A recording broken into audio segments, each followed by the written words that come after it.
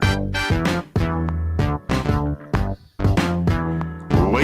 and gentlemen, yes, this is your favorite show, Sports Unfolded, with your favorite hosts, Eric and Ron.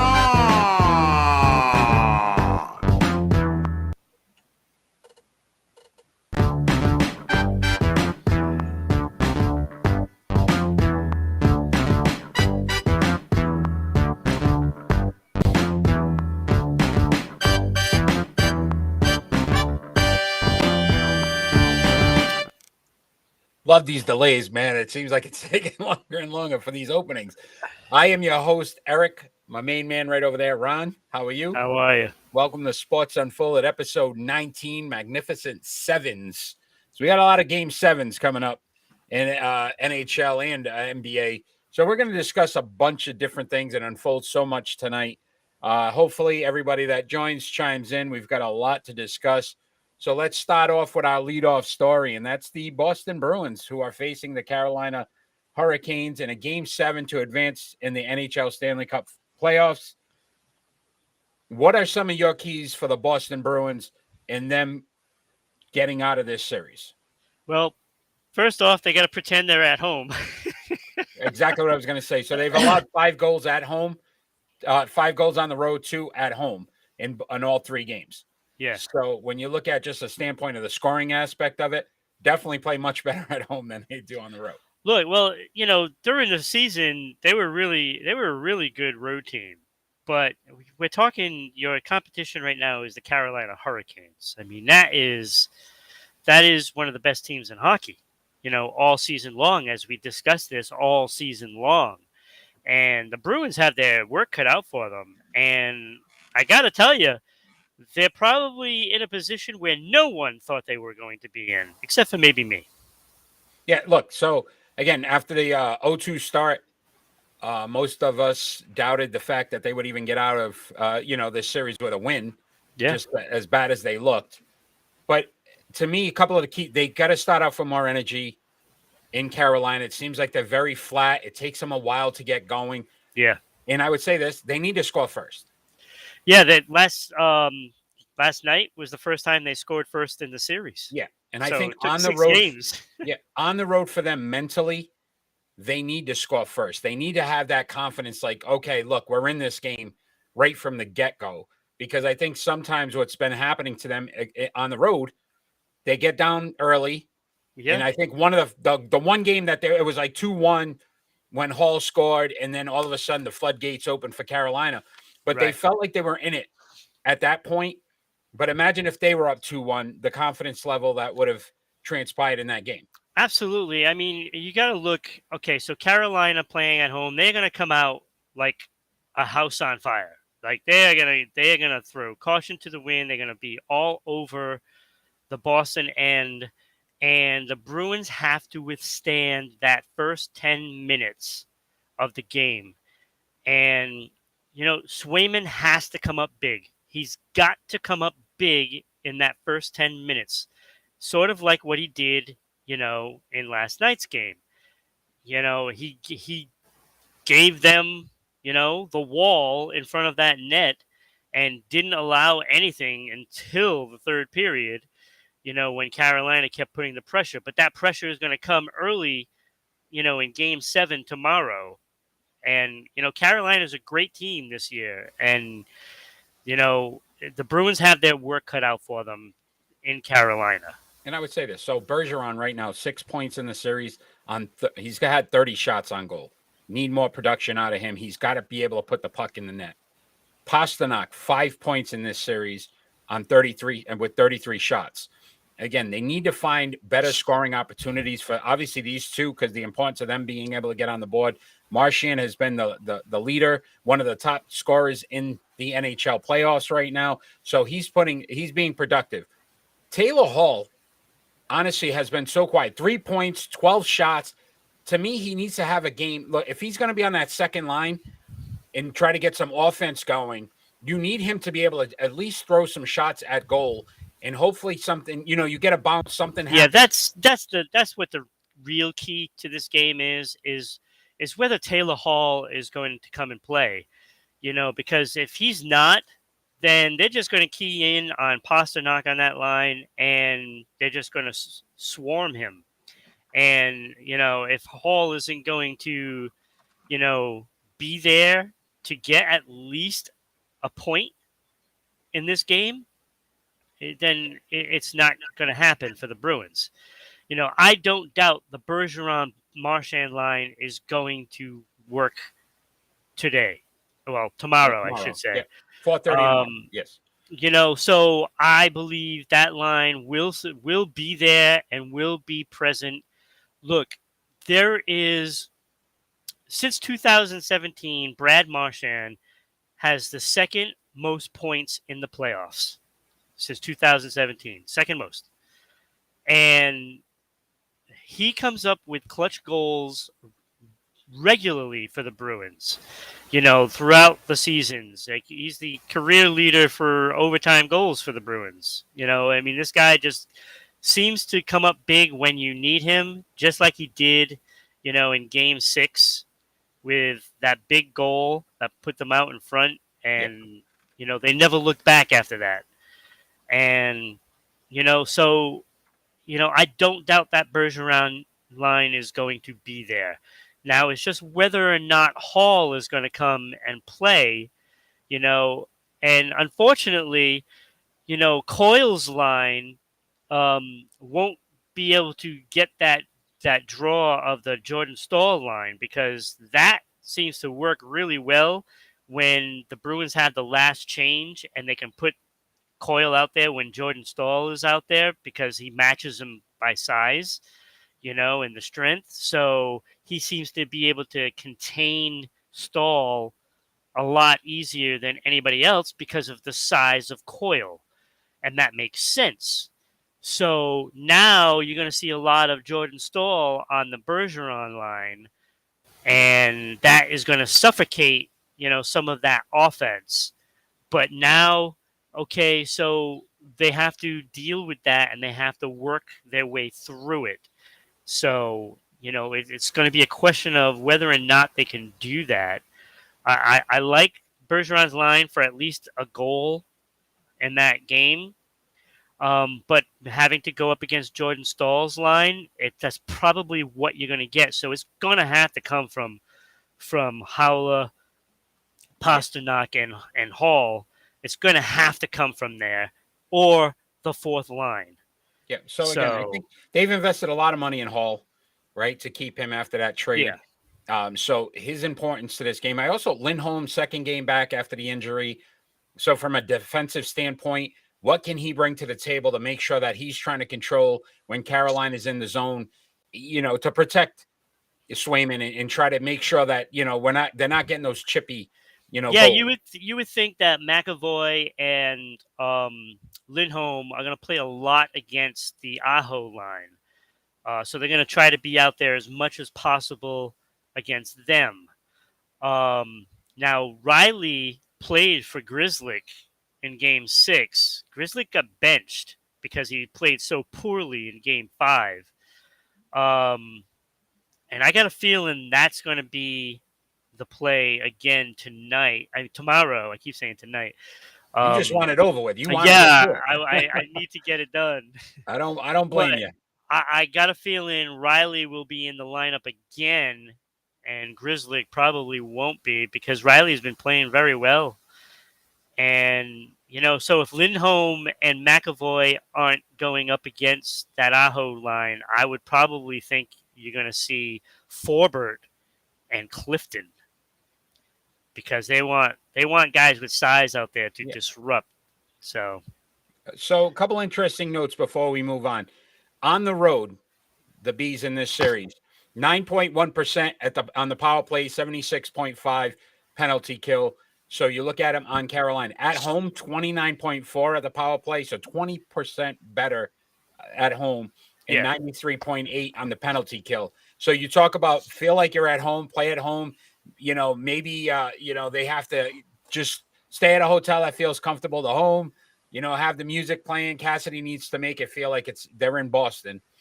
And then did you know, Ron, and this is a Kenny, did you know, The Boston Bruins have played the most seventh game series in NHL history, 27 now.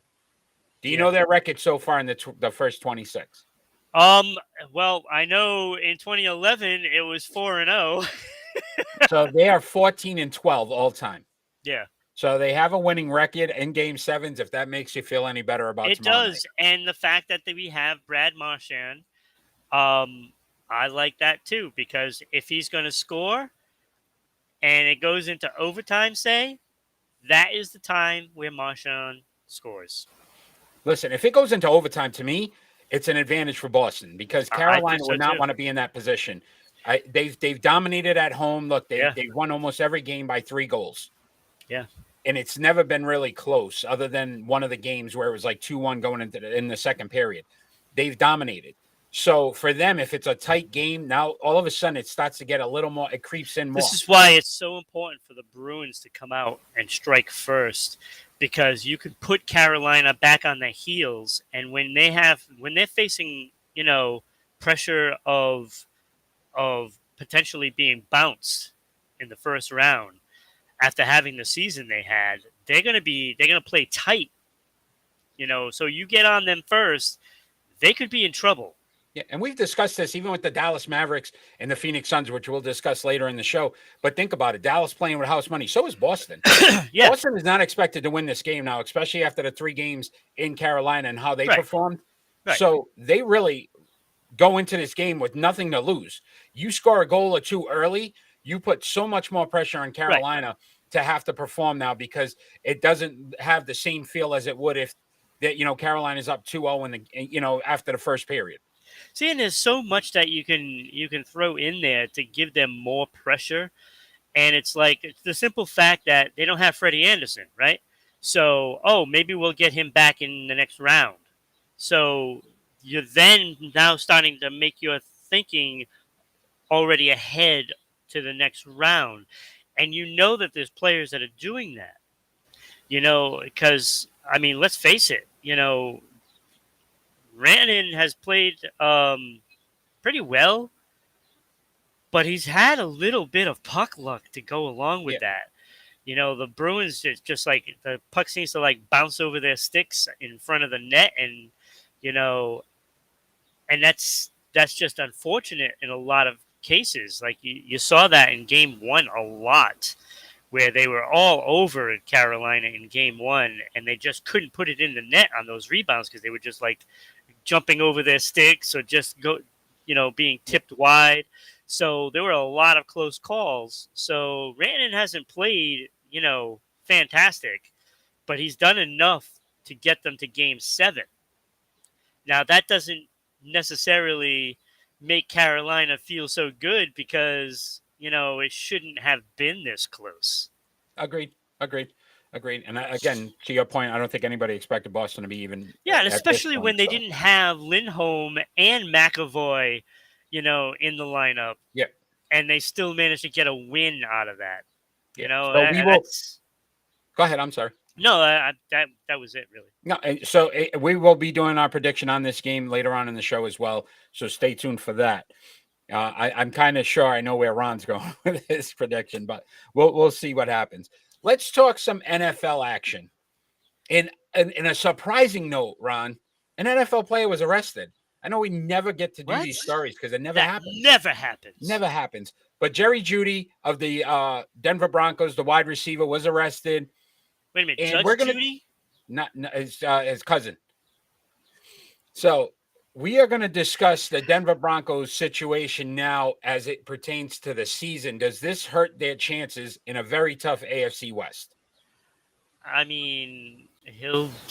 be there. What is he going to do? Conduct, I think you may see the league give him a 4-game suspension. You talk about timing. You talk about not wanting to lose some of these guys early on in the season because those wins are going to be important in the AFC West. The West is going to be, we already discussed, probably the toughest division in football this year. Yeah. Losing your best receiver can cause some issues. And again, Russell Wilson not being there previously hasn't worked with him. So does that affect that timing? Does that affect some of the way they read each other and how the routes and how defenses are playing them? I would be a little concerned if I'm Denver because this is not what you want going into the season. Well, for that matter, why don't they just trade for Debo Samuel and just call it all good? It could happen. A DK Metcalf to me would be a probably better option for Denver. Reunite them with And it feels so good. Yes. well, DK Metcalf is Seattle, right? Yes. Yeah. Reunited and it feels so good. Come on. You want to sing it with me? No, we're not going to do that. We're not going to sing tonight. So We should have did that in our first show. we should have just did like a little serenade each other. Well, next time we'll do that some night. Okay. Let's just discuss real quick some of the. So his lawyer basically good things happen. Sometimes bad things happen to good people and how he's a good guy. I just question the fact What did he get arrested for? So it's a domestic dispute, but in A good guy. But in Colorado, there was no physical issues where he was physical with. He basically locked her wallet, the car seat, and some baby formula and the medical papers for the baby in his vehicle, so she couldn't leave. But in Colorado, that's a good guy. right? So and I just thought about why put the formula. To me, that was like talk about really being low about it. That's using your baby as basically a shield. Yeah. And so the funny thing was, I guess she took one of his 3 phones and he was upset about it. She wants to go back to Virginia. I guess they're having some issues and he didn't want to let her go. And he was more upset about the phone. And to me, why would you have 3 phones if there's nothing to hide? First and foremost, that's my opinion. But secondly, I don't understand how these guys continue to get themselves into trouble, knowing that the league is going to start to come down harder and harder on players. But he's a good guy. According to his attorney. I mean, his attorney's not going to say he's a loser or a D-bag. Well, if he is, that's what I'm looking at right now. So, I would question it. Look, in the 16 games he played in his rookie year, 52 receptions, 856 yards, and 3 touchdowns. Not overwhelming, but again, you think about the quarterback situation in Denver. Last year, he missed 6 games, 38 receptions, 467 yards, and no touchdowns. So again, if he misses some time, his numbers aren't really going to help the Denver Broncos. Did they draft a receiver? I don't believe they did. Or at least nothing early. Nobody early. Look, this just screams, okay, just cut him. He's not that good. He's not the that number 1 good. draft pick, then there's no way they cut him. You trade him off to San Francisco, to get Debo. That's what they should do. Or Metcalf. One or the other. You just get one of those 2 guys, bring him into Denver, restructure his contract, make him rich. And then you have a contender on your hands instead of just going through the motions with this clown that may or may not even be good enough for the league. How do you really feel about him, though? That's the question. He's a clown. I guess I can. We'll go with that. So let's talk about another player that was moved. So I know how devastated you were when you heard this news. We're going to bring this gentleman on the screen. And you had personally texted me that you were basically having to check yourself Bobby Orr in a Patriot helmet? You were going to check yourself in because you were just so distraught over the fact that the New England Patriots have traded quarterback Jarrett Stidham to the Las Vegas Raiders. Do you feel it's a good move for the New England Patriots? It doesn't even matter. What does it matter? So this is it is literally a non-conversation because okay, but let me ask you he's not even good. All right, but let me ask you this question: who's New England's backup right now? The kid that they drafted in Hoyer. Okay, so Brian Hoyer in 7 years with the New England Patriots, he's thrown for 692 yards, 2 touchdowns, 2 interceptions. He's 0-1. Okay, that's it. He stinks. All right. But look, if you're replacing Mac Jones because of an injury, it doesn't matter anyway. The season's over. Well, they drafted a quarterback, New England, because they say they always try to make sure there's a competition in camp, keep guys. Who's competing with Mac Jones right now in New England? Brian Hoyer? Nobody. At least Stidham, to me, had a little more upside. No, A no, little more upside. he had no upside. Come on, we went through this already. Look, he's not. It's Mac Jones, okay? It's Mac Jones. Mac If Jones a he buck. is not going to be, if he's not going to be the quarterback of this team, it's a losing season, and that's that. Why would the That's Raiders that. want him? What does Josh McDaniels know that we don't? He doesn't know anything. He doesn't know anything. He just knows that he's going to live or die with Carr, and and they should go to the playoffs and potentially contend for a Super Bowl. It's concerning that there's nobody to back up Mac Jones right now. So the NFL has released their schedule, and there's some key games of interest. We each are going to decide some of our key games of interest. I got a few here. So how do you want to do this? You want to just kind of back and forth? What works for you? It doesn't matter. Like, what's your key games? All right. So week 1, I got the Bills at the Rams. So right off the bat, we get almost probably a Super Bowl preview, possibly.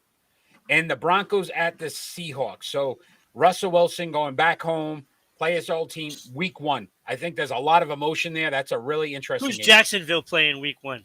I don't know, because I'm not interested. Are you? That's what I want to see. You want to know who Jacksonville plays? I want to see that game. All right. Because then we're going to know if Peterson is for real or not. After week 1. After week 1. 1 week on the job. That's right. Okay. All right. I like where you're headed. What about week 3? The Packers at the Bucks. Yeah, that's a good one. Right. That's possible really NFC title game. Buccaneers 2 years ago. No, because Green Bay will fail again. I'm just saying possible. Possible. That word possible was in there. But again, if you think about 2 years ago, the NFC title game, and Aaron Rodgers not running that ball in and kicking a field goal instead of trying to. I mean, don't you feel like it's a 3-horse race? In the NFC, I would say it pretty much. What about week 4? The Chiefs at the Bucks. So a rematch of the Super Bowl from 2 years ago. Maybe some motivation for Kansas City now to still show that they're a legitimate contender. My thought is I'm looking for those AFC West head-to-heads. Yeah, I said all the AFC West games. I put that down. Those to me will be very interesting. What about week 9? Rams at Bucks. Rematch of last season's title game. You know what I mean? No, not title game. I'm sorry. Divisional I know what game. you're talking about, but I'm looking at the Bucks. Don't you feel like they're just going to coast through the season? I divisional wise, yes, but I also think Tom Brady didn't come back without a mission approved. Yeah, but he's already making a contract for his post Fox career. Sports, 10 years, 300. And it's like I just feel like he's wavering. Ron, I feel like I've got to be honest with you. Fox Sports called. I declined that offer because I said I want to continue to do Sports Unfolded. That's the only reason why Tom took the job. Oh, okay. Because I personally decided I didn't want to do it. I couldn't do that to you. I mean, we've got a good thing going here. Yeah, but I mean, it would have been easy to replace you. Okay, good to know. That's good to know. Week 12, couple key matchups: Bengals at Titans. So again, who's going to try to take control of the AFC title? Last year, the Bengals, Titans were the number 1 seed that failed. Can the Bengals still continue to hold on to the AFC? Well, I hear Cincinnati is shipping in a whole container of Kleenex tissues, sending them to their not so whining quarterback. It's like, oh, I'm not here to tutor anybody. Oh, Tennessee, yes, Tannehill. Yeah. It's so like, again, oh, come on, you sucked in the playoffs. Yeah, that might be an interesting way to look at it. What about the Rams at the Chiefs on week 12? Yeah, I like that one because I feel like the Rams are just I think they're in a good position to repeat. To be honest with you, Yeah, it's just how hungry do they stay? You know how hard it is to repeat.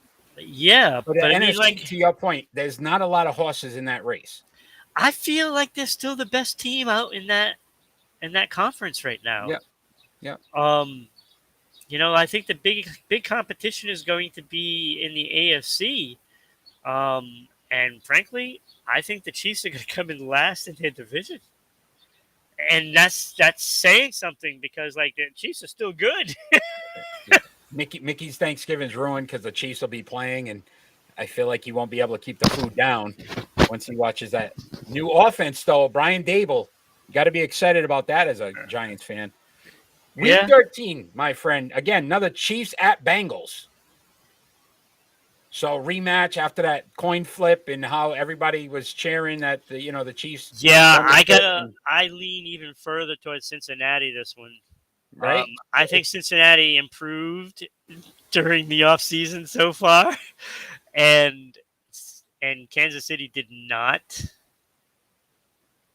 Yeah, I don't I think mean they Kansas made some City's as moves, good. but you lose Tyreek Hill. That's a major loss in It your is. offense, and it's It going to be hard is. to replace. Week 15, the Patriots at the Raiders. So facing Josh McDaniels, Bill Belichick. A lot of times when he goes to former coaches, it doesn't seem to go so well for him. Do we see that same thing happening here? That'd be an interesting Well, one. I think they have a deal that he has to start Stidham in that game. Okay, that's why the trade. Is that what Yeah, it was? They yeah. get a 6th-round draft pick, and Stidham has to start week 15. Because I I like think it. Bill was like, well, you're kind of leaving me high and dry here, Josh. So we're gonna have to. So you have to go with your backup, and we're gonna trade him to you. I like. I like it. I like it. So Also week 15, Rams at Packers. yeah, that'll So that be might be an interesting one. Week 17, AFC. I'm calling it now. Conference title game. Bills at Bengals. yeah. I like that one. I think that's really fun. And then week 18, I've got the Chiefs at the Raiders. That's probably going to be for the division. No, that's maybe for the Raiders. So you're already counting the Chiefs out, huh? I'm counting the Chiefs And out then I already. said every AFC West team, to me, that whole year, it's going to be a fun matchup. Yeah, yeah. Like when I really look at this, it's like I like the Raiders and the Chargers. One of those two teams are going to win that division. And then the interesting thing, And the AFC West, 17 out of 18 weeks have a primetime game. So basically, there's only 1 week where you won't see either a Thursday night, Monday night, or Sunday night game having an AFC West team. So right. the league's definitely trying to hype up that league. Oh yeah, And, it'll be interesting. Chargers very well may win that division, Mickey. I agree with you. I Yeah. think it's so early to tell. We have to see how it all meshes because to me, the Broncos are probably the team that's going to struggle more. Well, offensively, they might struggle more. Well, because you think about the quarterback situation where Carr has been in Vegas. The Chargers, again, Herbert's been there for a while now. So that to me, and obviously Mahomes. So the only team that's changed the quarterback is Denver. Right. So the same But system for these other guys. The thinking is, look how well Denver played, with just defense. But now all these other teams have gained defense. Look at what the Chargers did on defense. Right. J.C. Jackson, Khalil Mack. And that's why, Chandler Jones in Vegas. So you're looking at these teams and you go, okay, well, none of them have a deficiency on either side of the ball.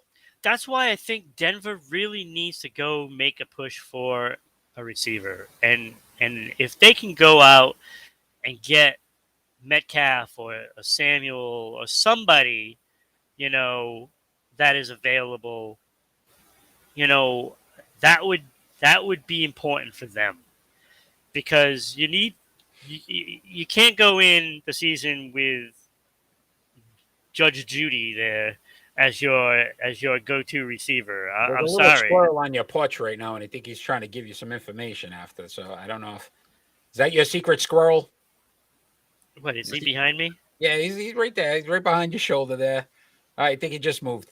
So again, I think Hey, the league has rookie. done a great job of really hyping up these schedules. It'll be fun, but it's so early in the season too. Sometimes where you don't know injuries come and to play a factor at some point. Again, how guys mesh, and then what teams really start to rise. You don't really find that out till week 8, usually halfway through the season, week 9, Yeah. because then you know who's just legitimate and who isn't. Yeah, So it's certainly going to be interesting to see, what happens with Kansas City and Denver. It is going to be really interesting. I think everybody knows that, the Raiders and the Chargers are going to be for real. It's So- just how well they're going to play together as a team. over under on Staley, the coach of the Chargers, going for it on 4th down more than 15 times in the season.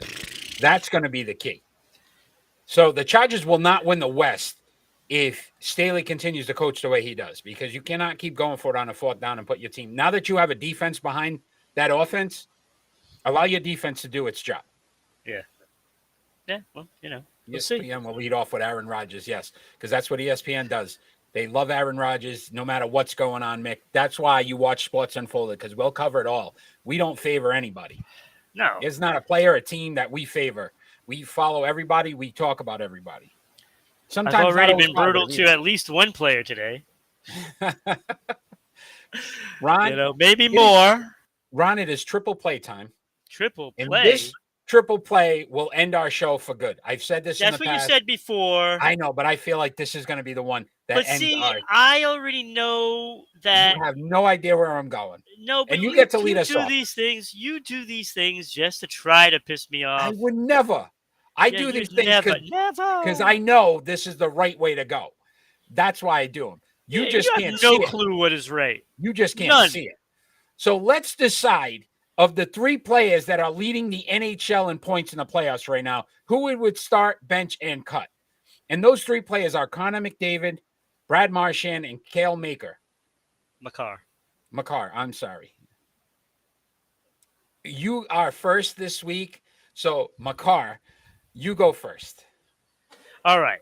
So, the proper way of doing anything There we go. is looking at the players for what they really are. Okay, here we Okay? go.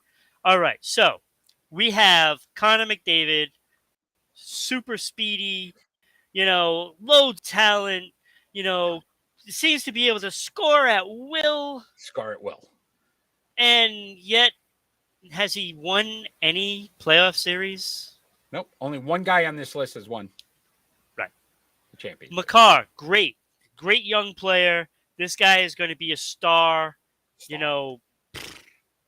for a long time coming. He's got loads of talent, but in order for me to start somebody, I want proof of what they are. And I am going to start Brad Marchand. No way. I don't believe it. Absolutely. Absolutely. No way. You? Marchand. Wow. He's one of the best goal scorers in the league. I could put Charlie he's Coyle got- on this list. He would have been first. You got what? Charlie Coyle. We could have put Coyle. I could have put No. any of those guys Come on. on. Come on. Give me credit, for Christ's sakes. Look, he is the best two-way player in the league. The best Okay. two-way player. Okay. The best. Okay.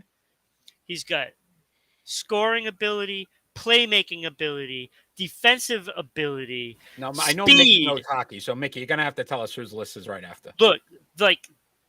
Look, he's just primed for clutch goals as he's done throughout his whole career.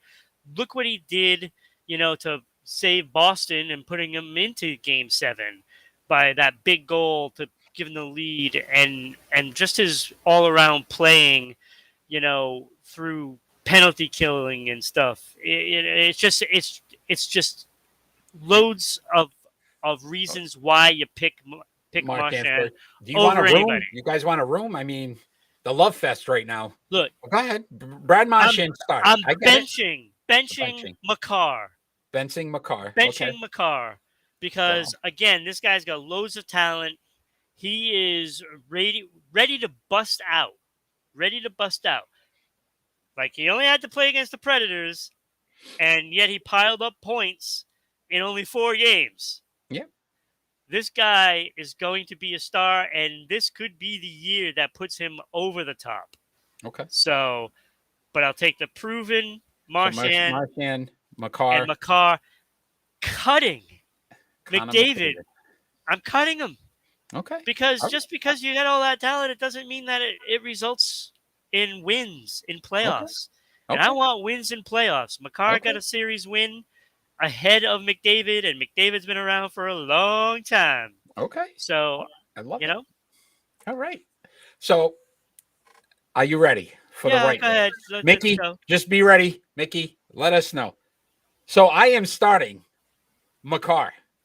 Yep. And I'm going to tell you why, because I am a New England Patriot fan, and New England Patriots, we always try to have guys that can do multiple things. He's a defenseman who can also score, who can also assist, plus 48 in the regular season. When he's on the ice, your team is going to do much better. And 25 minutes time on the ice in the playoffs, he's there consistently. He is going to play more, again, younger, able to play. I am benching Connor McDavid. 3 goals, 9 assists. He's a +8, plus 28 in the regular season, though. Again, ahead of Marchand. Wait, what's his career plus minus? I'm talking about this. Yeah, of course you are. You're talking about this year. But again, this is where you're wrong. If you want somebody in the playoffs, you have playoff players. I cut Brad Marchand, only a +16 in the regular season, only a +1 in the playoffs. His team, Connor McDavid, a +8 in the playoffs. His team plays better when he's on the ice. That's why I would bench him. And I'm cutting Brad Marchand. That's a big mistake. And you're going to find that out when Edmonton gets eliminated. Boston hasn't won it either yet. So I know, but the Boston Bruins aren't supposed to win this one. Oh, there we go. Edmonton's supposed to. They're the favorites. They're playing against the Kings, who have their best defenseman out, with injury, so they don't have that to rely on. They don't have those gifted players to rely on. Okay. All right. And they're struggling against them. We're going to have to see how this all goes. Yeah. All right. So let's move on to some NBA action. And a big game tonight, 7:30. You'll have a little more knowledge in this one. We'll bring that picture up because I had to make sure that we showed some key defensive plays from Drew Holiday, on Jason Tatum. We saw what he did against Marcus Smart. Obviously, Game 6 tonight. How does Boston push this game to a Game 7? What needs to happen tonight, Ron? Less whining. Oh, thank you for bringing that up. Oh, my God. If I see Tatum after every play, not even just random plays. It's every play. He's on the floor whining because he needs a foul. Oh, you got to call a foul on that. Please call a foul. Why aren't you calling any fouls against them? It's like, stop crying. That's why you're losing. That's why you gave up the lead in the fourth quarter. You played soft. Get off the bleeping floor and play. Look, this is this is the difference between the Bruins and the Celtics. Okay, the Bruins, then they're getting up off the ice to get through it. Look, there's a lot of bad calls that have been going on, but they haven't cried about it. They've just taken the penalties and moved on. And they came through after having 4 in a row. 2 of them were kind of suspect, including 5-on-3s. It seems like they're 5-on-3, every single game. But the Celtics, they're just crying after every play. It's like, stop. So to me, this is a coaching issue. Ime Udoka's got to tell these guys, just play. Yeah. Stop worrying about all the outside, noise. Again, you can't control the referees. You can't control what they're going to call, not going to call. Yeah. And he needs to tell these guys, stop. Because there's been defensive breakdowns because they're still back arguing with the ref as it's a 5-on-4 because they feel that's the most important thing to do. And it's not just Tatum anymore. Now, you're starting to see Grant Williams do it and Marcus Smart do it. It's catchy. It's catchy. Just stop. And secondly, as much as I love Jason Tatum, when you said this is the game that has to, or this is the series that has to start to elevate him to superstar level, I'd like to see Brown more with the ball. Brown is shooting 48.1% from the field, 41.7% from three-point range, versus Tatum's 39% and 30% from three. Give Jaylen Brown more opportunities to score. Yes, he's turning the ball over a little more, but he's more accurate. To me, Tatum at times is taking bad shots because he just feels like he has to put something up. Yeah. And again, coaching. That is your coach telling you need to stop. Robert Williams' status up in the air. We don't know if he's going to play tonight, but if he does play, what impact does he have defensively? I don't want a guy out there just to be out there. If he's not 100%, all right, nobody's 100% at this point. If he's not 90%, don't put him out there. Because right now, this is a crucial game where, look, you lose because you got a guy that can't jump or can't run as fast or can't move laterally because of the knee. It's not going to help you defensively. So what's the point? Just to have the name out there? Yeah, I think it's going to be one of those deals where he's going to dress. He might not get a lot of playing time, but they say it's a he's game going to time be decision. there in case of foul trouble. And So even I that, think though, you does that kind really of got to help you? dress him. Well, if you have Horford in foul trouble, you're going to need somebody. Yeah, Daniel Tice is not played well in this series. No. And some of these He's other just role players have overmatched. to step up. Look, Derek White and Grant Williams have to be the guys that they are in Boston, in Milwaukee tonight. Yep. They have to be a contributing factor offensively, and then defensively, Grant Williams has to be able. You're not going to stop Giannis. No. Slow him down enough to make it uncomfortable where somebody else has to beat you. Yeah. And they've got to control Drew Holiday because he's the second leading scorer. We talked about Middleton being out, and Drew Holiday's averaging 21 points a game in this series. You can't afford to do that in Milwaukee with him and expect to win. Yeah. Yeah, we're gonna see what the Celtics are made out of tonight. You know, look, are they going to be able to force a game 7? Like they should be able to. Like everything dictates that they should be beating the Milwaukee Bucks. You know, and it's really not rocket science. It's really not. Like you just got to get off the floor.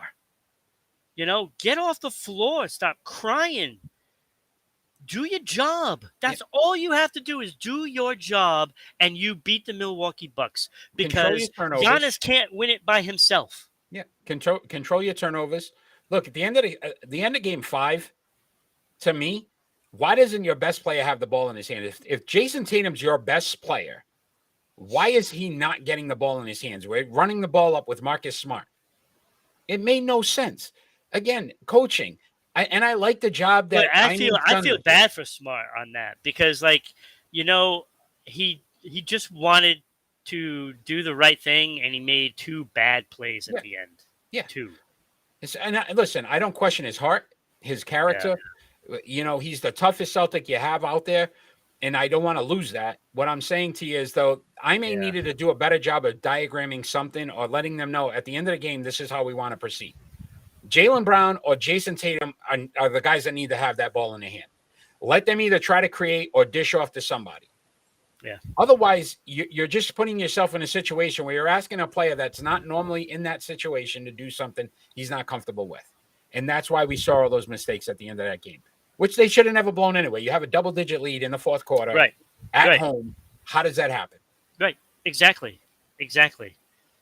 And, you know, it's unfortunate because, you know, we thought that the boogeyman came in. Sorry about that. Lights out, my friend. Lights out. Yeah, the lighting just fell.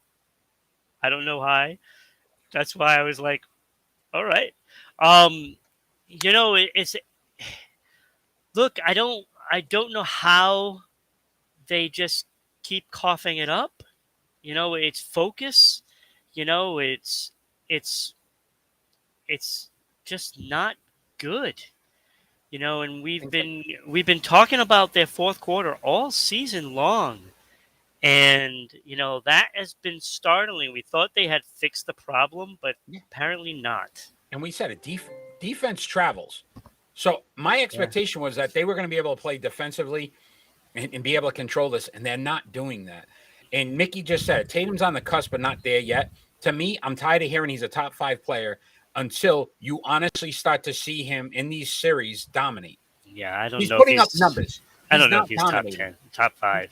Right? He's not dominating, and people want to put him in that top 5 category, and he's not there. He isn't.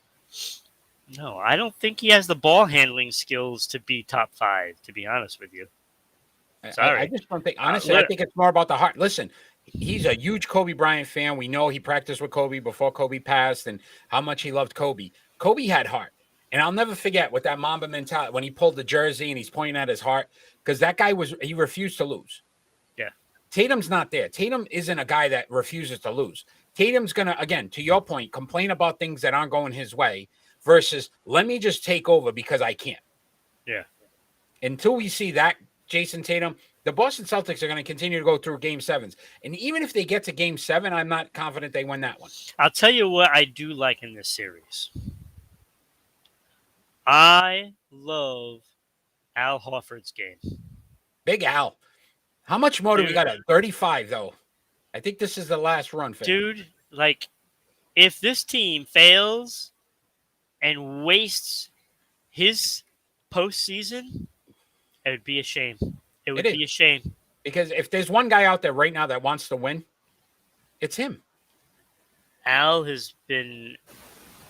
Dude, he's just been phenomenal. Phenomenal. He wants to win. He wants to win. He wants one so bad. And again, you would hope these kids would look at him and say, you know what? We got to win it for him. Look at what he's doing. Right. And you know, you're getting 30 points. This guy's playing one of the toughest offensive players in the league right now. And he's actually embarrassed him a few times too. Yeah. I've talked to Mickey about this before, and Mickey can agree if he chimes in that it's Giannis's league right now. Giannis is going to get these calls. Yeah. You're playing one of the best offensive players in the league that the referees are going to allow him to throw a shoulder in, an elbow, whatever, to get open and make his shots. And Al Horford has still stepped up in front of this guy and played solid defense. So not only is he scoring for you offensively, he's playing the toughest guy on defense because the league is allowing Giannis to get away with some things that would normally be an offensive foul and still performing at a high level. Yeah. I love the fact that they brought him back and what he was able to do. So even if they fail, to me, this was such a successful signing for Boston with Big Al. And he's earned the calls. You're correct, Mickey. He's a champion. And those guys get the calls before a Jason Tatum would. And hence why you're starting to see it. And to Ron's point, stop the whining. Stop the whining. It stops tonight. That doesn't help. Just play basketball. Just play basketball. That's all I want to see tonight. Win or lose, you play basketball. Because otherwise, look, you're whining and they lose. To me, you didn't accomplish anything. Let's talk about another team, though. Speaking of some whining, that would be the Miami Heat. They're not whining, but the team they eliminated are the Philadelphia 76ers. Have been eliminated by the Miami Heat. Miami Heat going on to the conference finals.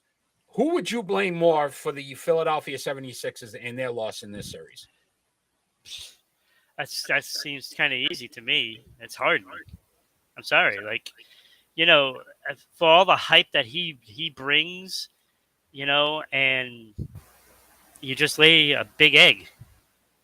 Like you can't even use the excuse that Embiid is the problem, because that Embiid has been carrying this team all year long without anybody. And then, you know, you make this big trade for Harden, and Harden this and Harden that, and what has he done? What has he done for you? He's done nothing. Okay, he won one game. Woo! One game doesn't win a playoff series. So, again, we've seen this in the past from James Harden. He took 2 shots in the second half of this elimination game. Yeah. Went 0 for 2, shot 0 free throws. Yeah. So, again, you talk about, and then defensively, he just broke down. He didn't even try a couple times to even get back into play. I think, though, the key was Doc Rivers made some key errors when it came to offense. Look, Maxey was their leading scorer. And I still think they tried to feed James Harden so much to control the ball, dribble and distribute where it wasn't really working. And I think they kept trying to go to it too much. And Miami eventually figured it out. Look, you double team James Harden, he's making a bad read, making a bad decision. Yeah, see, like just giving Doc Rivers any credit whatsoever is just ridiculous because I think he's the most overrated coach in the history of basketball. Okay, cool. This guy gets so much credit for nothing, and I'm still not sold that he had anything to really do with that Celtics championship. That was Garnett. That's exactly who it was. We all know that. Garnett is probably one of the best coaches to never coach. You know what I'm saying? Like, he's the reason why you won that championship because he brought that team together once he got there. It had nothing to do with Doc Rivers. It's the heart of Garnett. And I remember when they retired his number, I asked you, why are they retiring his number? He barely played there. And then I started thinking about it, and I'm like, you know what? He deserved that. He was the reason. They wouldn't have won that championship without him. And to me, Doc is always that guy that's going to be a front runner. So let me go to a team that's already established and try to win. And he's never going to build a team because as soon as Boston, as soon as Boston started to say, "Look, we're not going to keep Pierce and Garnett," and he's like, "I want out." Yeah, he went to the Clippers, who were loaded. They had Chris Paul, Blake Griffin in his prime, right, and couldn't win it there. Jordan in their prime, and he couldn't win. Bro, now he's in Philadelphia. Joel Embiid in his prime, one of the best players in the league right now. To Mickey's point, though, stop crying about the MVP. You didn't win it, and then you didn't win the series either. Right. But now they're talking if he gets fired from Philly, he'd go to the Lakers. And I'm like, is this guy only? Is that going to be his mantra? Yeah, no, that's what it is. And he's just going to try to get, championships the way that some of these players are doing, a la James. Oh boy. He's the James of coaching. At least Phil Jackson earned his rights. Yeah. At least he earned it. Yes. He won them. He won championships. Yes. He won championships, and he had some of the greatest players to ever grace the game, and that helps. But then he still won with them. Yes, whereas at least Doc Rivers he still didn't just change teams like his underwear. You know what I'm saying? Like he just coached a couple of teams. Well, we don't know if he changes his underwear that much, so you never know. So I don't know. I just think he's a horrible coach. I don't think he knows what the heck he's doing, and it proves to me one thing, that he's probably going to be gone and going to LA next and trying to win a championship there. And I love he's not going to win. I love when Mickey joins. He said it. No coach has blown more 3-1 leads. Doc Rivers has had several 3-1 leads in a series and then ended up losing those series. He's not a good coach. He really isn't. He's a decent regular season coach. In the playoffs, I don't have any confidence that he can bring a team to a title. Yeah. I really don't. And then the only other sad part about this is, can Joel Embiid stay healthy long enough to actually make a run? Like, this guy just always seems to have some kind of injury. And it was like his thumb he fractured the orbital bone. And again, that was another Doc Rivers blown. They were up 20-something points in the fourth quarter with like 4 minutes left. They left him in. He gets the. Why was he even in the game at that point? The game was in hand, without a doubt. And that happened. So I don't know. Let's bring up these two teams right now on the screen. And that would be another interesting Game 7 coming up, in that which none of us expected. The Dallas Mavericks have pushed the Phoenix Suns to a Game 7. And I know how much you love Luca, so I'm going to ask you this. Can Luca carry the Mavs to a win in Game 7 in Phoenix to advance in the NBA playoffs? I mean, he can. I mean, when you think about it, you enter this game, Luca is thinking, okay, we got to win one game. It's tonight. We got to play. So let's go win tonight and and see what happens. When it only comes down to one game and you have Luca on your team, that's pretty good odds. Like when you think about it, who is the best player in this game? In this series is Luca. Yes. Right. So now, with that being said, yes, they have to play in Phoenix. Yes, you have Chris Paul there, but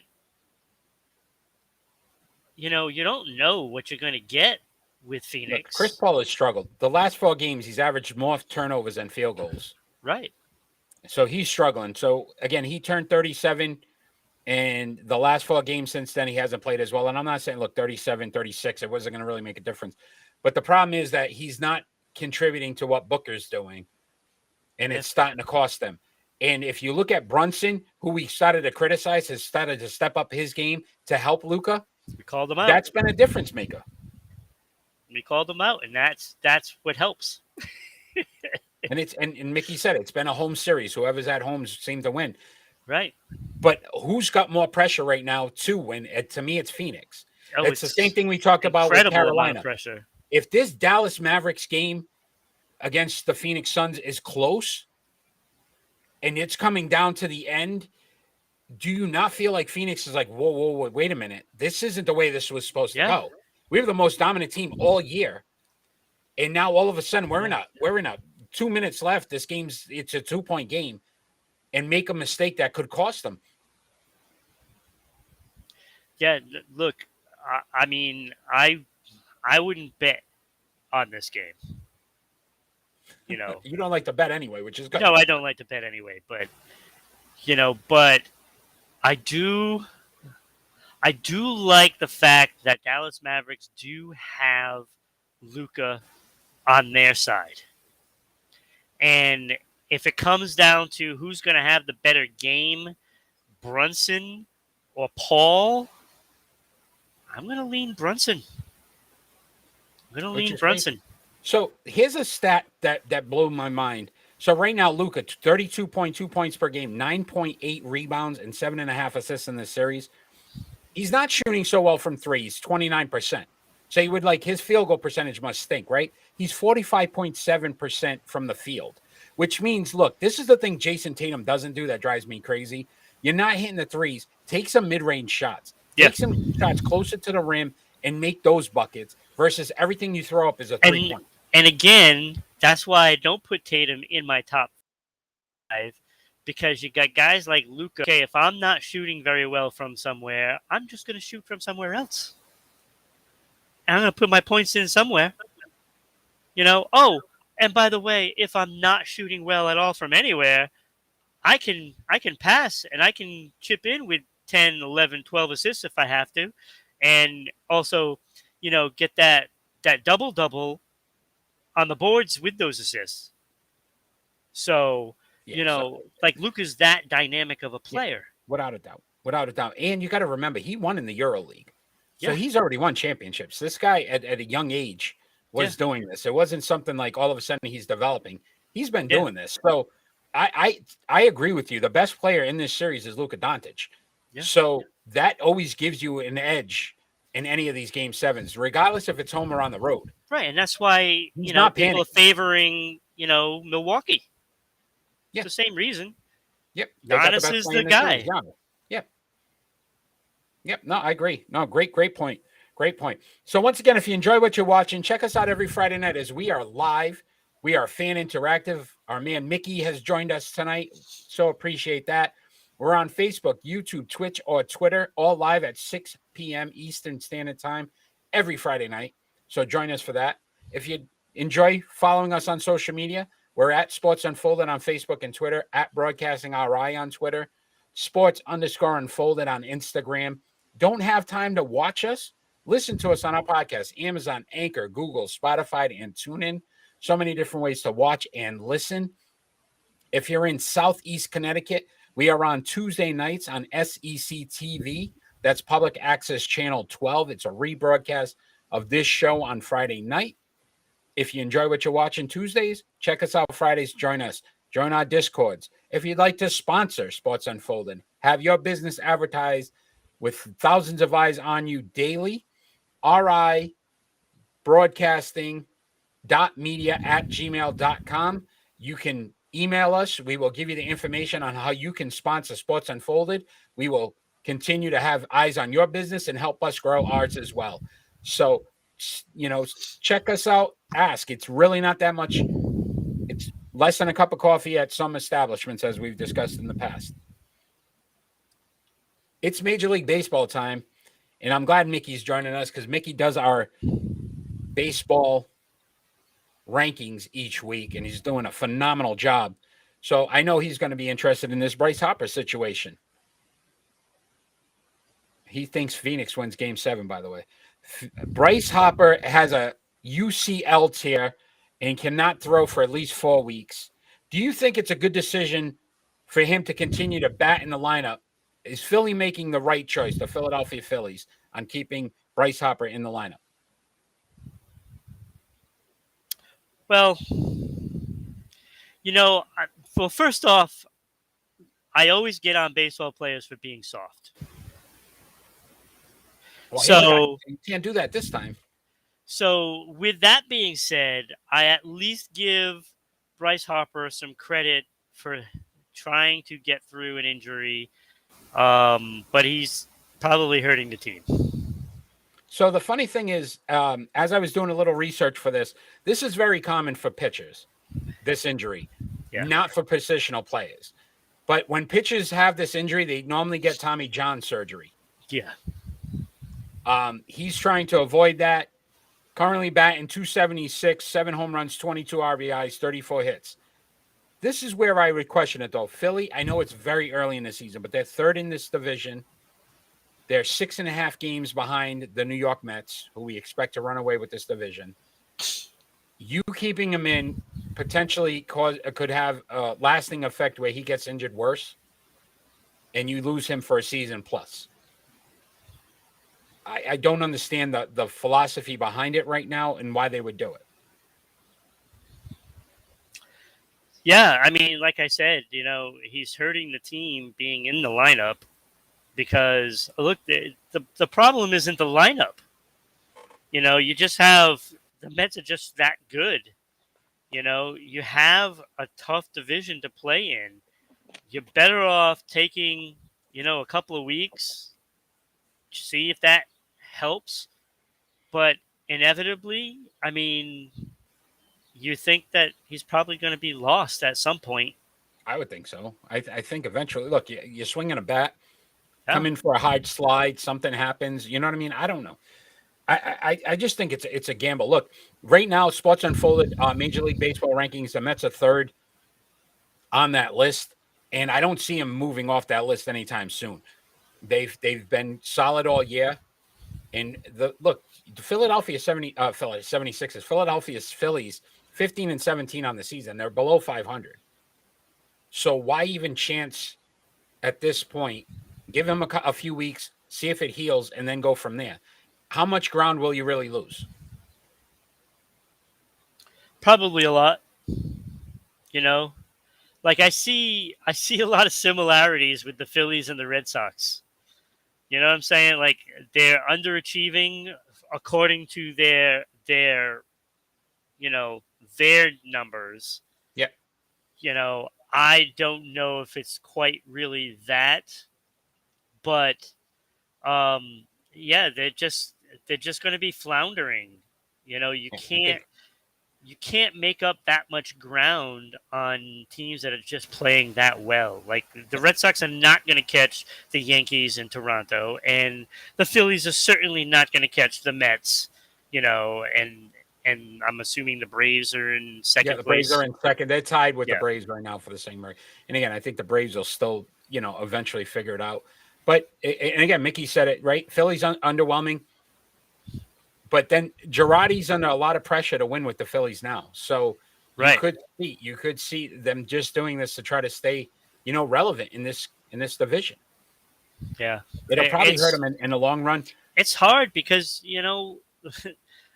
look, it's not just, your East teams. You still have to worry about Milwaukee, St. Louis, San Diego, LA, The West, even yeah. San Francisco, Colorado. Yeah. There's some teams that are playing some good baseball out there. So if he does get hurt, let's say in this stint at DH, who ultimately takes more fault for it? Probably the Organization, manager, the player. Probably the manager takes more of the blame because that's who they're going to use as a scapegoat. So, again, hopefully this doesn't come back to bite Girardi. I like Girardi. I think he's a very good manager. So we'll have to see how that all works out. Yeah, Kenny has joined us as well. Something is going wrong out in Philadelphia, and I don't know. The whole city. The Eagles are the only thing they got to hold on to right now. So if they don't start off well, it could get really ugly in Philadelphia. Yeah, how much is Philadelphia taking it on the chin on their sports teams, huh? Yeah. The Flyers have been atrocious. Yeah. The Sixers lost again. I think they said 3 out of the last 4 or 4 out of the last, I think it was 4 out of the last 5. They haven't even gotten out of the second round of the playoffs. Yeah. So we'll have to see how this all turns out. It's ugly. It's ugly. Ron, it's face-off time. Oh, goody. And our face-off this week is a little different. We're going to do some MMA and a little debate that we have about where a fighter, if he fails his weight before the fight, will still get to fight. But if he's holding a belt, he cannot hold the belt or keep the belt if he wins. The loser, if he doesn't get the belt unless he wins.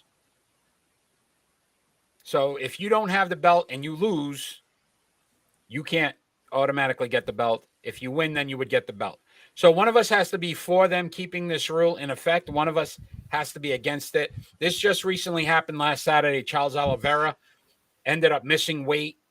They did have a fight. He won the fight and then got stripped of the belt because he missed weight the Friday prior to. So which direction would you like to go in? I don't know, but I guess I'll argue.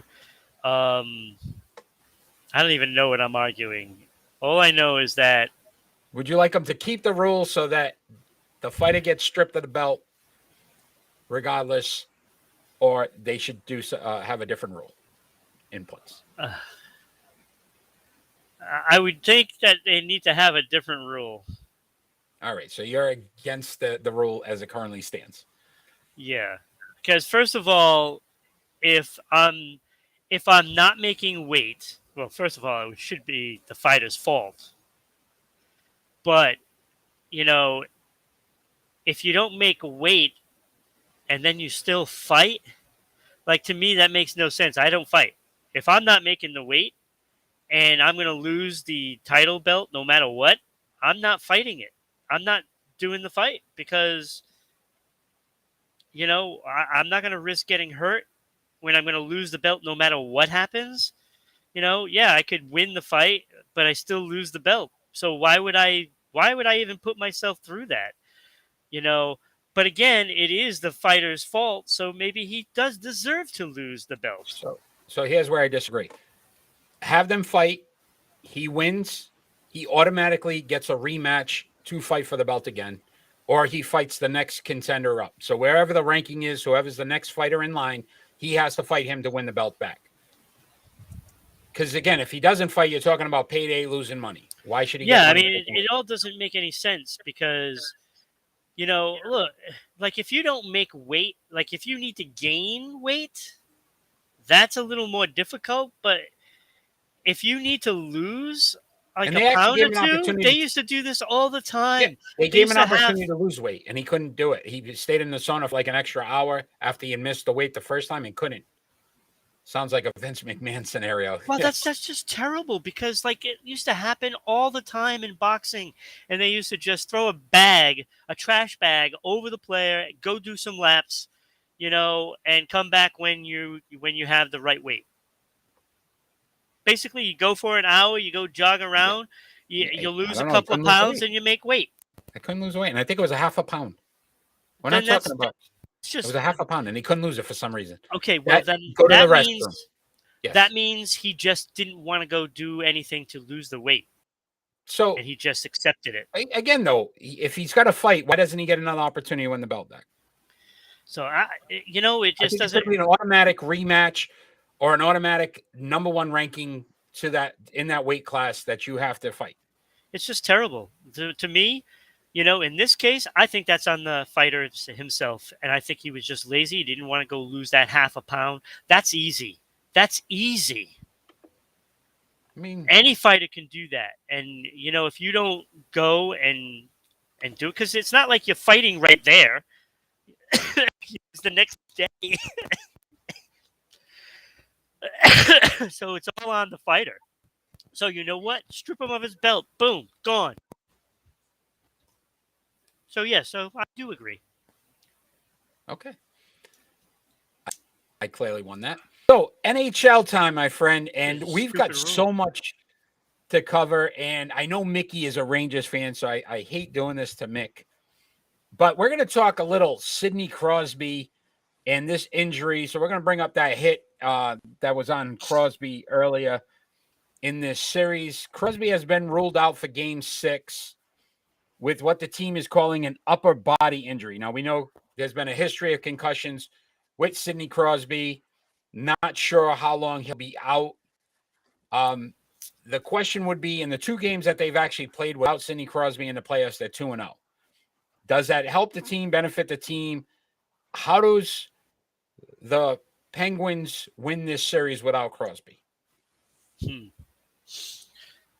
Yeah. So currently I still think up in the they're looking for that answer as well. I don't know if they can. Ron, you're going to love Mickey's comment. Because that is that. If anybody knows Ron and has watched Sports Unfolded, he is not a big Sidney Crosby fan. So I figure you'll love that comment by Mickey. Yeah. I like to call him Diaper Man. Look, I mean, I don't think Pittsburgh can win without him. I don't think they can win without him. For all that Sidney Crosby is a very, very good player. Not great, but a very good player. You need that experience. Like he's the active playoff point leader. I think he's got like 200 career playoff points. You take that out of your lineup, and that's a big loss. All that experience. He'll know when to fall down to draw a penalty. There's a lot of intangibles, in face-offs and the whole bit. I mean, he's a great passer. I mean, look, I mean, he's Sidney Crosby. He's a very good player, but they can't win without him. I don't think they can win without him. Yeah, he's been the best player in the series. He has 9 points in the series, leads both teams in points. My question would be Shesterkin.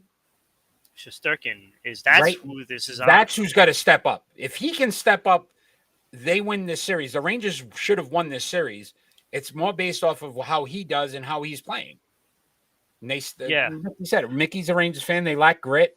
They're young. They're learning. But when you have a key goaltender who can shut them down, and I think he's given up 3.37 goals a game. This series is all on Shesterkin's shoulders right now.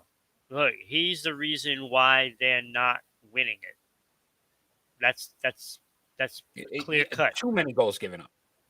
Way too many. For what he was for the regular season and what he's been in the playoffs. Yeah. It's night and day. It's not even, comparable. And I think that's where, look, even if Crosby was healthy, if he was playing up to his standards, to me, they win this series. And they were the better team in the regular season.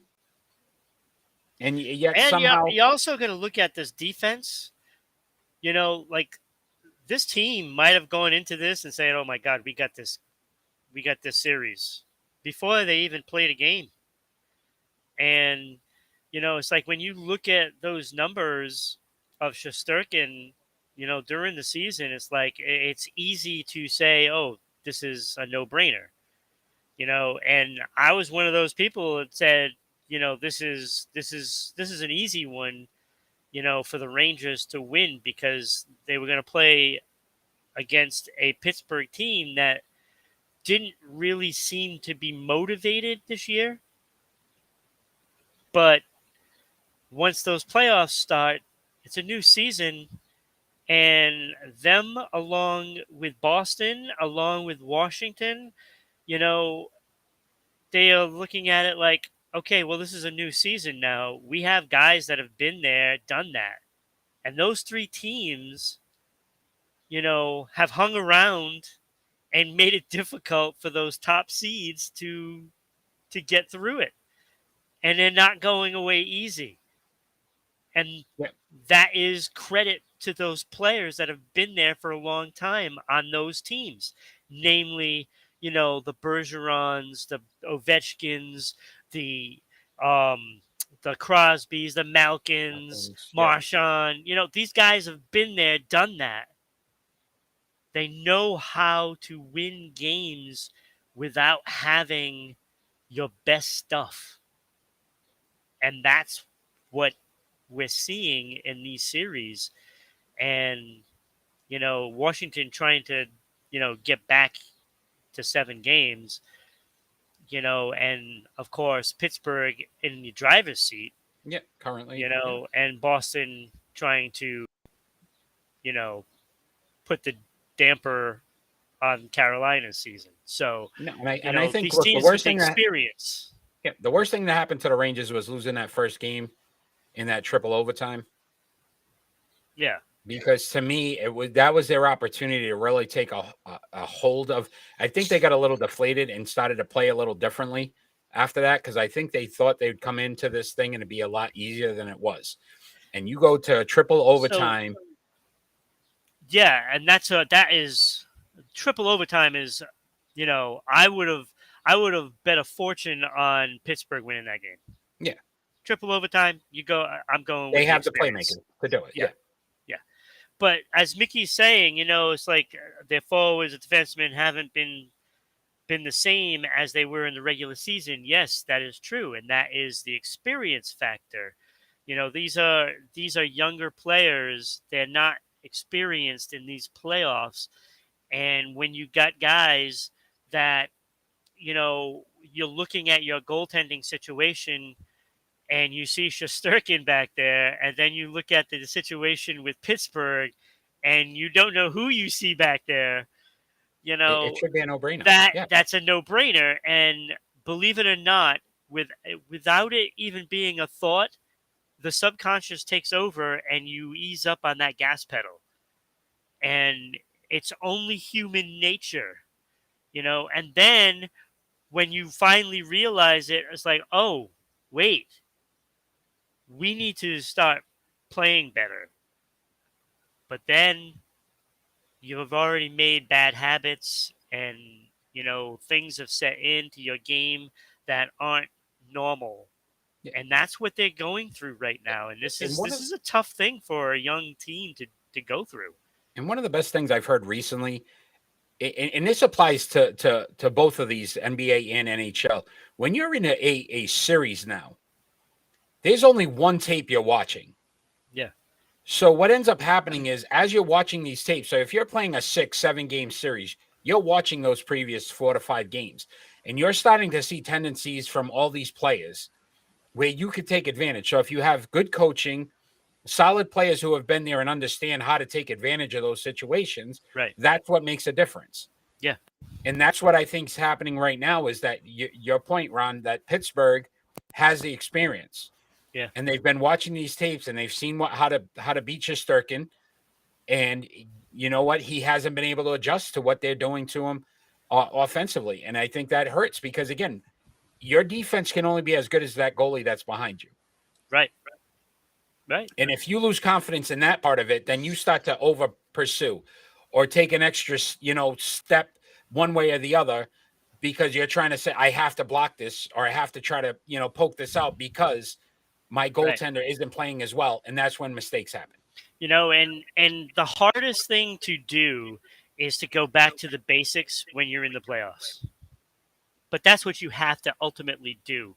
That's the only way of getting things back, reel it in, go back to the basics. Even in the playoffs, go back to the basics and do those things that you started to do at the beginning of the year. And that's how you have to approach it. You can't just say, "Oh, well, we need to start doing this instead of that." That you just got to go back to the basics. Just reel it all in and saying, "Hey, look, you know, let's not do too much. Let's just get the puck out of our end, and then we'll hope that the transition game can light on fire." Look, look what the Bruins did to get back into the series. What did they do? They said, "All right, we're gonna bring everything back in. Let's put the perfection line back together. Let's put Bergeron, Marchand, and Pasternak, all the eggs in one basket, so to speak, and let's go back to that and see what happens." It jump-started this team like you would not believe, and now they've gone back to their original line, their other lines since January, and now they're all playing much better. So that is what the Bruins did to get back to it. So now the Rangers need to figure out what that is for them to get back to basics and stop making bad mistakes, whether it's the goaltender or not covering the points, whatever it was that's causing them to just play poorly. So you got to go back to the beginning and start from scratch, and that's how you have to do it. Now they might have waited too long. Yeah, and I think Because that's what I it's was going to game ask you 6 next. now. Crosby being out, right?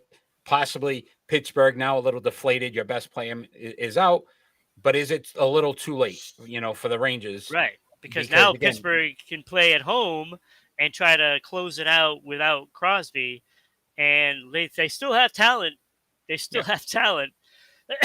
So, if they're going to get their good defense and timely scoring, it doesn't have to be a powerhouse, but if you get timely goals and you make it uncomfortable for the Rangers, that's going to cause panic and stress. So the Rangers have to come out playing basic and just get it out and then worry about scoring, when you can.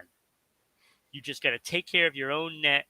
You got to cover in front. You got to make sure that, pucks are being blocked. Do what you have to do to stop shots. That's what you got to do. And then worry about the scoring later. So my hockey guru, which is you, my friend, texted me yesterday, or we were a little message, and you were like, "This is probably it for the Tampa Bay Lightning." Hence, come back, win in overtime. Yep. Force a game 7 against the Maple Leafs. Yep. Can they win game 7 and advance in the Stanley Cup? Can Tampa Bay win game 7? Yes. So you've been doubting them every time you say they're done. This is it. They've played a lot of hockey. We've talked about it the last 2 years. They're tired. Their run is probably over. They've only won at home. Somehow come back with a win. That was a big win yesterday. Yeah.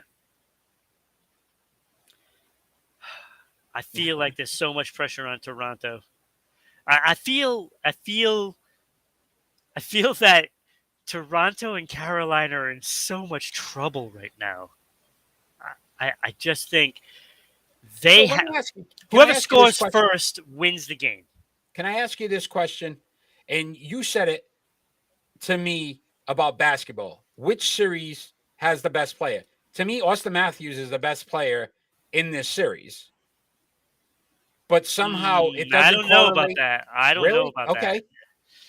Austin Matthews has got an MVP season right now, and I get that. But I'm not sure he's the best player. He's also leading with 8 points in this series. He's been the best player in this series. No. I'm just saying, I don't know if he's the best player in that. But the experience of Tampa Bay when they need to win, again, crucial games, important times in these playoffs, they've done that. When it looked like they were done, they were out. Yeah. It's over. I still think that Toronto is going to somehow pull it out. I said Toronto in 7. I'm sticking by that. I said Boston in 7. I'm sticking by that. Okay. And I said the Vasilevsky in this Rangers. series. Vasilevsky has not played well. No, that's what I'm saying. Like, I still think Toronto can pull it out. Okay. But I'm not sure that Austin Matthews is the best player in the series. That might be Hedman. Okay. Okay. Okay. So Or we'll Kucherov. predict this game in a little bit as well on our predictions. Let's go on to our pick and roll. It's pick and roll time. Pick and roll. Hopefully Kenny's still with us because I know he's going to have an interest in this 2019 NBA draft. And we are going to rank them from 5 to 1 as the worst to the best so and far. Mickey the top better 5. stick around. Mickey and Kenny better stick around for prediction times. We want you guys to be in there.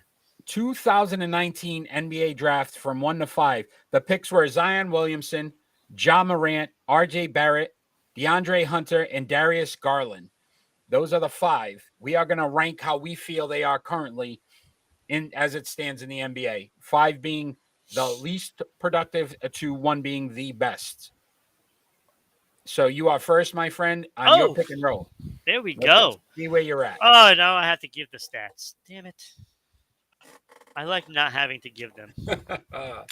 All right, so number 5, which this was a tough decision between 5 and 4 for me. Okay. I went with DeAndre Hunter, 13.2 points, 4.1 rebounds, 1.6 assists. Those are pretty good numbers for a young player. Not bad. Assists and boards really haven't done much of anything there, but not a bad showing. Played 139 games, not too shabby. But number 4, the numbers are a little lopsided, and that is Zion Williamson. I have 25.7 points per game, 7 boards, 3.2 assists. All looks so great. An all-star appearance, all rookie. Only 85 games. In 3 seasons, yes. Only 85 games. And that's why he's number 4. NBA is 82 games, just in case somebody didn't. Yeah. So 82 games is a full season. So my thought is I would still take Zion, for a third of the season over DeAndre Hunter, playing a full season. I'd still take that. Okay. Not. That's a tough one. It is a tough one, but I'll hold Zion for the playoffs instead of playing him at the beginning of the year. Okay. So that leaves the top 3. I think this was an easy decision on the top 3. Whether 2 or 3 could be interchanged, I don't know. But I have RJ Barrett at number 3, 17.5 points per game, 5.6 boards, 2.9 assists with those 198 games. So he's playing a lot of basketball. Yeah. So he's done very well. I'll take those points. I'll take those boards on a young player like that. I'll take that. That's great. Number 2, I had Darius Garland, 17.4 points. So he's basically the same points. 2.6 boards, but he's got 6.3 assists per games, and I like that from a young player. Yeah. Distributes. Because that to me tells me he knows what he's doing passing. Yeah. And it can only get better, really, to be honest with you. And those boards will come, probably not a lot more, but a few more, if he plays more minutes. And 181 games. He did go to an all-star game, and, so that's pretty good. I like Garland, but number 1, it wasn't close to me. 21.2 points per game for Ja Morant, 4.5 boards, and that is probably going to go up this year. 7.1 assists per game. He's just doing it all at this point. An all-star, an all-rookie. He won the Rookie of the Year that year. 187 games. I'm a little concerned with his injuries lately. As of recent, yeah. That is something to worry about. but I gotta contribute it to how hard he plays. Yeah, exactly. And I'll take John Morant over all of these guys I love it. any day of the week. You I love can it. have all four. I'll take John Morant. So Kenny chimed in. Ja, Barrett, Zion, Hunter, and then Garland. He put Garland at 5. Yeah, I don't see that at all. Kenny likes controversy.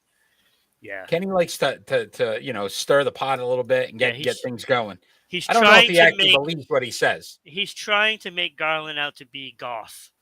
Oh wait, no, that's the other No, way that's the around. other He would way have around. Goff the other. Yeah, Yeah. no, that would have been Goff at 1. So hey, you almost had it right.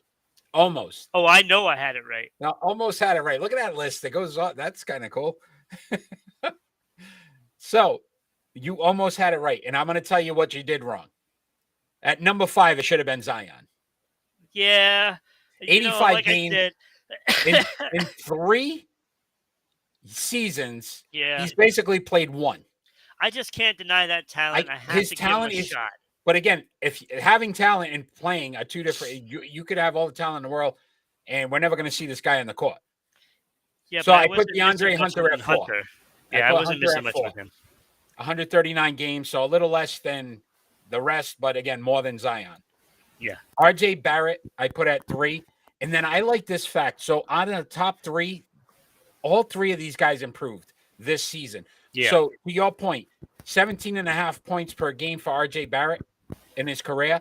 Yeah. This season, 20 points per game. Yeah. Right? So his numbers went up. Darius Garland, I put at 2. 17.4 points per game is his career. 21.7 this season. And he made the All-Star. So, again, you're seeing these kids grow. Those 3 players are really good basketball players. John Morant went from 21.2 average. Now he had 27.4 last season. Yes, his numbers are ridiculous. Yeah, and he was the most improved player. He won the most improved player award. So I think you just about got it right. I would have just flip-flopped. I want a guy that's at least going to play. And if those numbers were the same if Hunter, I didn't think he contributed enough to really even worry about it because, it's like I can get probably anybody off the street to, contribute some points if they can shoot a ball. You know what I'm saying? And he can get you 13 and 3, right? Yeah, that's why I was figuring. I'm looking at this as like, I'll give Zion the shot. Maybe he can play longer. I don't know. That's the only reason why I put him at number 4 instead of 5, because I didn't think those numbers were so good that it couldn't be topped. But we both agree there's no way Garland's at 5. No. Kenny's absolutely nuts on that one. He is nuts. So, if you enjoy what you're watching, again, check us out every Friday night at 6 p.m. We are live. We are fan interactive. We've had Mickey and Kenny join us tonight, and so excited about that as they are part of our Sports Unfolded family, both our basketball and baseball, top guys here. They do a lot for us in our show. Check us out on social media at Sports Unfolded on Facebook and Twitter, at Broadcasting RI on Twitter, Sports_Unfolded on Instagram. Listen to us on our podcast on Amazon, Anchor, Google, Spotify, and TuneIn. So many ways to watch and listen. SEC TV, Public Access Channel 12 in Southeast Connecticut, Tuesday nights, 10 p.m. If you're watching it, check us out on Friday nights, 6 p.m. Chime in. We're live. We're fan interactive. We love doing this with our fans. So continue to follow us that way. And if you'd like to sponsor the show, ribroadcasting.media@gmail.com. We'd love to get some sponsors for the show so that we can continue to grow our brand while we continue to grow your business. So check us out. Thousands of eyes. We have thousands of different platforms that you can follow and watch. So thousands of people will be able to see your business and be able to contribute to your business as well. So it is prediction time, my friend. Oh, it's nothing. Mickey's already given us updates here. 6 minutes left in period 1. So we've got a tie game right now. Nobody's scoring. And that's a good sign for the Rangers. That's a very good sign for the Rangers. So we're going to bring up our prediction chart here. And again, gained one more game. So Ron is slowly creeping back in. He doesn't want to wear that Montreal Canadian sweater. He is trying his best. We are completely in a tight race here. So we've got a lot to predict. Kenny, Mickey, if you guys like to chime in, let's get your name on this list as well. And we're not picking just regular games. We're picking all the tough games. So we're going to start off with tomorrow night's game. Ron, you get to go first this week. And that would be the Boston Bruins at the Carolina Panthers. Call me crazy for this, but I'm not wavering at all. I said the Bruins in 7. I am sticking with it. I think they will finally win in Carolina, and it will be at a crucial moment. And look for Brad Marchand to be a big factor. All right, Kenny chimed in Boston, Mickey, Carolina. I'm going with Mickey as well. Boston has not played well in Carolina, has not given me any confidence. If they were close games, I may go a different route, but they've been blowouts all 3 games in Carolina. They weren't blowouts. 5-2.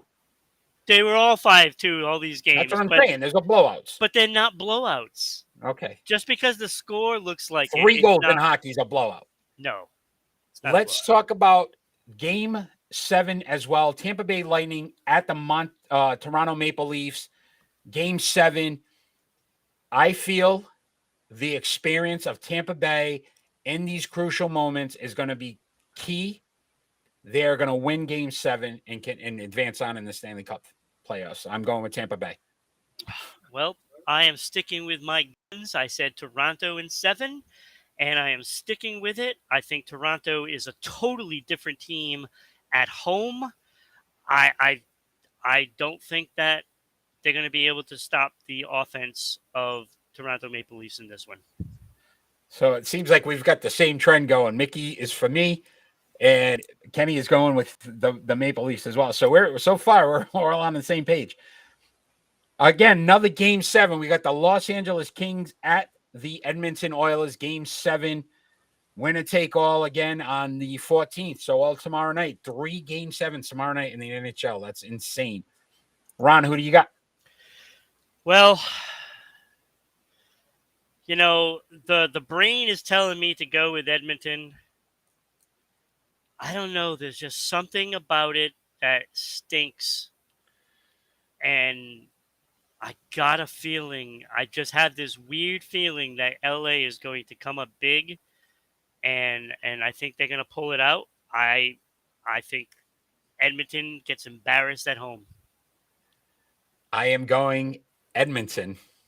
Those stars, Connor McDavid, Draisaitl, they're gonna end up doing it. The West stinks except for Colorado. Mickey. You're on to something there. We're still picking games. Kenny picked the Kings. Kenny might not be at 60% by the time that list now if he keeps going. He might be a lot higher. Tonight, the game actually probably already started. We got to get going soon. 7:30 was the game. Boston Celtics at the Milwaukee Bucks. It has not started yet, as I have it on. This is my pick. Look. This is me. This is me. I love the Celtics. I've lost all confidence. Milwaukee Bucks win and end this series. Well, this is what we're going to see what the Celtics are made out of. That's for sure. Look, I picked Boston in 7. So I'm going to go with Boston to win Game 6. Yeah, I mean, look, I'm not confident in this pick right now, but the Celtics, I think they're the better team, and they need to start playing like it. Well, they haven't. So on the 15th, Dallas Mavericks at the Phoenix Suns, Game 7. So basically, this is me and Kenny versus you and Mickey. So far, that's the way it's looked. Yeah. Dallas Mavericks at the Phoenix Suns, Game 7. Who do you got? Give me the best player in the game. Luca Doncic. I'll take him and Dallas to eliminate Phoenix. I am going the Phoenix Suns. I should have said the Bucks, so just jinxed them. Mickey's picked the Suns. I picked the Suns. I think the experience, Chris Paul will actually understand that he needs to help win this game, and Devin Booker will have a game of all games. And I go Phoenix. Kenny as well goes Phoenix. So I'm on my own. Oh, on your own. no, Kenny. So far, we haven't agreed on one game yet. No, we haven't. This is going to make or break our season. This could. San Diego Padres at the Philadelphia Phillies. It's a 3-game series. Who wins the series? I am going the Padres. I just think the Philadelphia Phillies are in trouble right now. I think the injuries are going to start to play a toll. And San Diego's playing good baseball. I think they're second in the West. So I like what they're doing there in San Diego. Yeah, I'm also going to go San Diego. I think they're a better baseball team as a whole. At least that's the way it's looking. I think San Diego might have the better pitching staff too. Hard to believe that we're saying that at this point, but so I'm going San Diego as well. USFL, my friend. Well, where are my Stallions? Yeah, they're playing a 1-3 team. I couldn't put them in there. So both these teams are 3-1 on the season, and that would be the New Orleans Breakers. They're playing the New Jersey Generals. Well, North beats South, so I'm going to go with the New Jersey Generals. I love that theory. I also went the New Jersey Generals closer to us, and I also they do like a 2-quarterback thing, and I kind of like. Yeah, I don't like that, but I like it. It's a little different. I just don't like the Breakers as a name. It just feels like they're broken. So, you're here all week. I love it. Yes, ladies and gentlemen.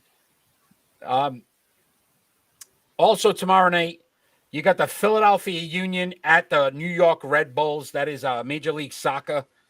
Both these teams playing pretty well right now. God, are these awful team names or what?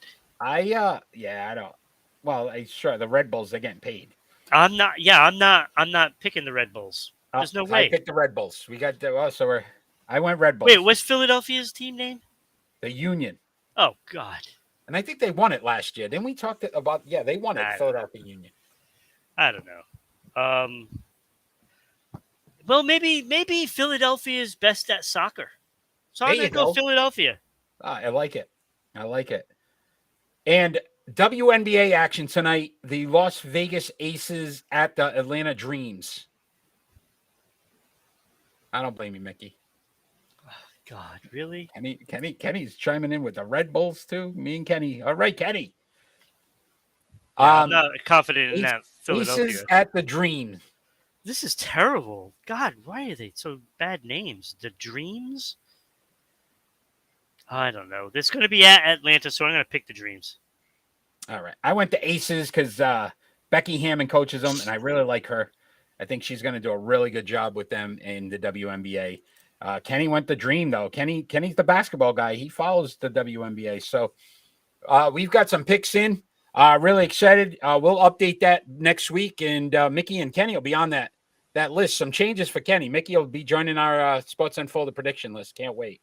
Monster's better than Red Bull. I agree. I like Monsters better myself, Mick. Great, that's why I didn't go with the Red Bulls. I like it. So as we normally do, how we end each show, we do our final thought, and it doesn't necessarily have to be about anything sports related. It could be about anything going on in the world today. Ron, you are up first this week, my friend, and your final thought. All right, my final thought goes out to the 4 Game 7s that we know of. Now, we're going to have some great players in these games. Basketball, Luca, Chris Paul, Booker, the Bruins, we're going to have Bergeron, Marchand, Pasternak, Aho. We got a lot of great players in that game. And then you're talking Toronto and Tampa Bay, star-studded with Austin Matthews, Marner, the list goes on, Tavares, and then Kucherov and Stamkos and Hedman and Vasilevsky, lots of great players. LA Kings, well, maybe they don't have a star-studded lineup, but they're going to be playing against McDavid and Draisaitl and Evander Kane. So you're going to see lots of stars there. So why do I feel like LA should be the team I talk about? Look, LA is not supposed to be there. You know, like we know that every year there's a team that steps up and makes some sort of a run. Last year, Montreal Canadiens did that. Can't stand Montreal. Sorry, Montreal fans, but I hated that. The team. But you gotta love when a Cinderella comes to the dance. Every time. There's always one. And this year, that is the LA Kings. This is why I really feel somehow LA is going to pull this out and come to the ball all dressed up and dance. I love this soft side of Ron. And you gotta love when a team that's not supposed to win, when they somehow surprise you and pull one out. And I'm really looking forward to seeing the LA Kings play. I'm gonna watch that game because I just have this crazy feeling something crazy is gonna happen tonight. So I wish all those Game 7 teams luck, except for the Edmonton Oilers. Well, and the Carolina. And the Carolina. Oh, you just uh-oh. And the Carolina. Great point. Listen, best thing in sports, winner take all. Yes. I mean, you can't beat it. And I think the only thing that beats these Game 7s sometimes is the NCAA tournament and that excitement. But you talk about Game 7s and what they mean. It's so exciting. Great point, Ron. I love it. So my final thoughts actually on a former Patriot great who passed away, Gino Cappelletti. He passed away at 89. He was a Boston Patriot legend for the AFL.